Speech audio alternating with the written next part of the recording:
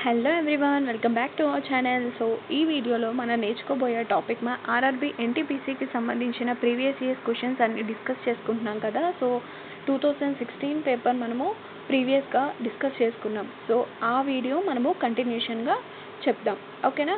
So ఇప్పుడు మనకు general awareness గురించి నేను చెప్తాను. యాప్టిట్యూడ్, రీజనింగ్ మనకి జనరల్గా ఏ టాపిక్స్ అయితే రిపీటెడ్గా వస్తున్నాయో ఆ టాపిక్స్ నేను చెప్తాను, అవి మీరు నోట్ చేసుకోండి, ఓకేనా. సో ఈ మ్యాథ్స్ అంటే మనము జనరల్గా ఎక్స్ప్లెనేషన్ ఇవ్వడానికి కుదరదు కాబట్టి సో ఎక్కువగా మనకి టాపిక్స్ ఎక్కడి నుంచి ఎక్కువగా రిపీటెడ్గా క్వశ్చన్స్ అడుగుతున్నారో ఆ టాపిక్స్ని డిస్కస్ చేసుకుందాం, ఓకేనా. సో జిఎస్ మనము ఇన్ డీటెయిల్గా డిస్కస్ చేస్తాను. అండ్ దట్టు మనకు జిఎస్లో ఎటువంటి టాపిక్స్ వస్తున్నాయి అండ్ ఏ టాపిక్స్ ఎక్కువగా రిపీట్ అవుతున్నాయి అవన్నీ కూడా మీకు ఈ వీడియోలో చెప్తాను. సో జిఎస్ టాపిక్స్ కూడా ఎక్కువగా మీరు నోట్ చేసుకోవడానికి ట్రై చేయండి. మనకి ఎన్టీపీసీకే కాకుండా ఆర్పిఎఫ్కి, రానున్న నోటిఫికేషన్స్కి అండ్ ఎస్ఎస్సికి కూడా చాలా యూస్ఫుల్ అవుతాయి, ఓకే. సో ఈ వీడియో ఎండ్ వరకు చూడండి. అండ్ మ్యాక్సిమం నేను ఎన్ని బిట్స్ అయితే ఒక 15 అయినా సరే మీకు అర్థమయ్యేటట్టు చెప్తాను. అండ్ టాపిక్స్ కూడా మ్యాక్సిమం మీరు నోట్ చేసుకోండి, ఓకేనా. సో ఇవి మీకు చాలా హెల్ప్ అవుతాయి అన్నమాట. జనరల్గా మీరు రోజు రివైజ్ చేసుకుంటే అవి మీకు ఈజీ అయిపోతుంది, ఓకే. సో ఇంకెందుకు లేట్, వీడియో బిగిన్ చేసేద్దాము. సో ఈ పేపర్ ఎప్పుడు అంటే 2 ఏప్రిల్ 2016 షిఫ్ట్ 2 జరిగిందనమాట ఎగ్జాము. సో ఆ షిఫ్ట్ క్వశ్చన్ పేపర్, ఓకేనా. సో షిఫ్ట్ 2లో 2 ఏప్రిల్ 2016 ఇయర్లో జరిగిన క్వశ్చన్ పేపర్, ఓకేనా. సో ప్రీవియస్గా పార్ట్ 1 ఉంది, సో ఇది మనకి పార్ట్ 2, ఓకేనా. సో అప్ టు మనం 40 క్వశ్చన్స్ వరకు డిస్కస్ చేసుకున్నాము. సో ఇప్పుడు 41 నుంచి మనము డిస్కస్ చేసుకుందాం, ఓకేనా. సో 40 క్వశ్చన్ ఏంటిమా, మనకి ఇలా ఇస్తారు, ascending order descending order find out చేయాలి, ఓకే. సో కంపారిజన్ చేసి మనము లేదా డివిజన్ చేసి లేదా కంపారిజన్ చేసి ఈజీగా మనము ఫైండ్ అవుట్ చేయొచ్చు, ఓకే. నెక్స్ట్ అండ్ ఇదేంటి, డివిజిబిలిటీ రూల్స్ మా, ఓకేనా. సో డివిజిబిలిటీ రూల్స్ మీరు కంపల్సరీగా ఫాలో అవ్వండి. ఇక్కడ నుంచి మనకి ఎల్సిఎం, హెచ్సిఎఫ్ బేస్ క్వశ్చన్స్ వస్తాయి, ఎల్సిఎం బేస్ క్వశ్చన్స్ వస్తాయి. ఫైండ్ ద ఎల్సిఎం అని అడుగుతాడు and find the greatest number అని అడుగుతారు. సో మ్యాక్సిమం ఇలానే రిపీట్ అవుతూ ఉంటాయి. మీరు ప్రీవియస్గా చూసిన పేపర్స్ అన్నిట్లో కూడా find the greatest number. So ఈ క్వశ్చన్ ఉంది కదా, సో ఇది కూడా మనకి డివిజిబిలిటీ రూల్స్కి సంబంధించిన క్వశ్చనే, ఓకే. సో ఆ టాపిక్స్ ఎక్కువగా చూసుకోండి. అండ్ నెక్స్ట్ సో ఇదొకటి, okay. Next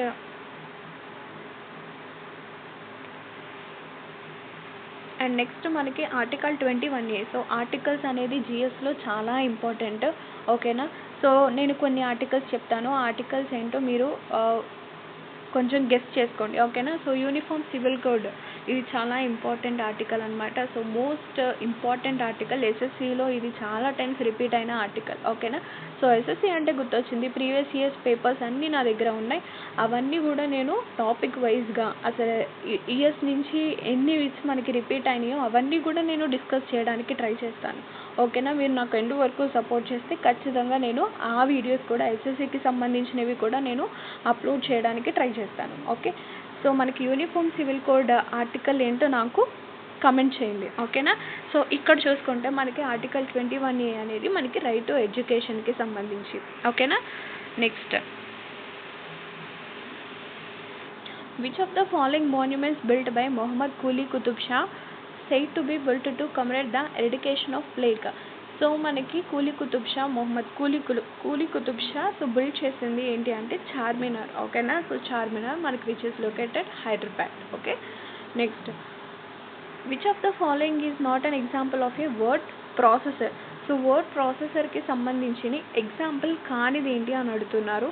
IBM Lotus Symphony, Microsoft Word, Google documents, Microsoft Excel. So Excel అనేది మనకి స్ప్రెడ్షీట్స్ మా, ఓకేనా. సో అవి బాక్సెస్గా ఉంటాయి, అందులో మనం డేటాని ఇంక్లూడ్ చేస్తాం. బట్ ఇక్కడ వర్డ్ ప్రాసెసర్ అంటే ఏంటి, మనం ఒక డాక్యుమెంట్ని క్రియేట్ చేస్తున్నాం, ఓకే.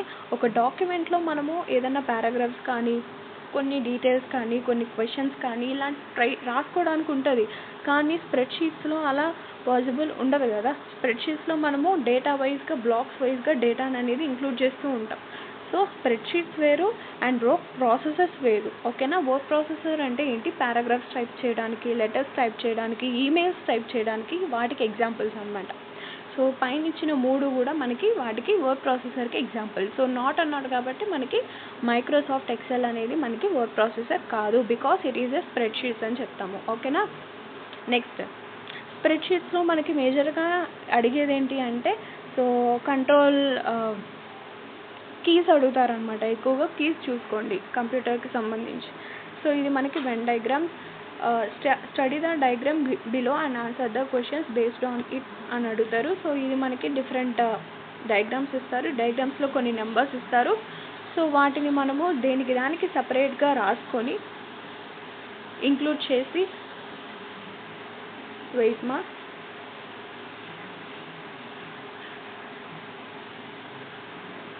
సో దానికి సపరేట్గా ఆ క్వశ్చన్ చూపించాను కదా నేను. సపరేట్గా మనకి ఇప్పుడు సర్కిల్ ఉంది. సర్కిల్లో ఎన్ని నెంబర్స్ ఉన్నాయి? 31 ఉంది, 26 ఉంది, 12 ఉంది, 44 ఉంది, 12 ఉంది. సో ఈ 3 నెంబర్స్ వరకే సర్కిల్లో నెంబర్స్ పక్కన రాసుకోండి. అలా కంపారిజన్ చేసుకుంటూ మనకి ఏ క్వశ్చన్ అడిగాడో అది చెక్ చేసుకుంటూ వస్తే అప్పుడు ఈజీ అయిపోతుంది ప్రాబ్లం. ఓకేనా. నెక్స్ట్ చూసుకుంటే మనకి how high is the badminton net at the centre. So ఇది మోస్ట్ ఇంపార్టెంట్ టాపిక్. సో మనకి స్పోర్ట్స్ రిలేటెడ్గా మనకి డైమెన్షన్స్ అడుగుతారు. అండ్ ఇంకొకటి మనకి స్పోర్ట్స్ నుంచి ఏం అడుగుతారంటే వికెట్కి ఎంత గ్యాప్ ఉంటుంది, లెంత్ ఎంత ఉంటుంది, అవన్నీ కూడా అడుగుతారు. ఓకేనా. సో అది మనకి మోస్ట్ ఇంపార్టెంట్ అన్నమాట. ఇక్కడ చూసుకుంటే మనకి how high is the badminton net at the centre, ఎంత హైట్ ఉంటుంది అంటే మనకి ఎంత హైట్ ఉంటుంది అంటే 5 feet. ఓకేనా.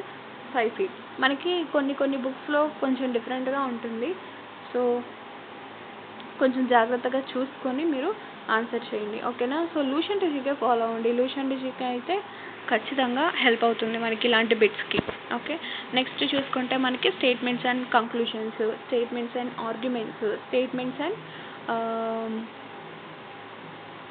ఇంకొక టాపిక్ ఉంటుంది అజంప్షన్స్. ఓకేనా. స్టేట్మెంట్స్ అండ్ కంక్లూషన్స్ ఏంటి? నువ్వు ఒక సెంటెన్స్ ఇస్తారు. ఆ సెంటెన్స్కి నువ్వేం అవి మ్యాచ్ అవుతాయా లేదా అని చెక్ చేయాలి. ఓకేనా. అది కరెక్టా కాదా అని చెక్ చేయాలి. ఆర్గ్యుమెంట్స్ ఏంటి? ఆ ప్లేస్లో నువ్వు ఉంటే ఏం చేస్తావు, ఆ క్వశ్చన్కి సంబంధించి మనము ఆర్గ్యుమెంట్ చేయాలన్నమాట. ఓకేనా.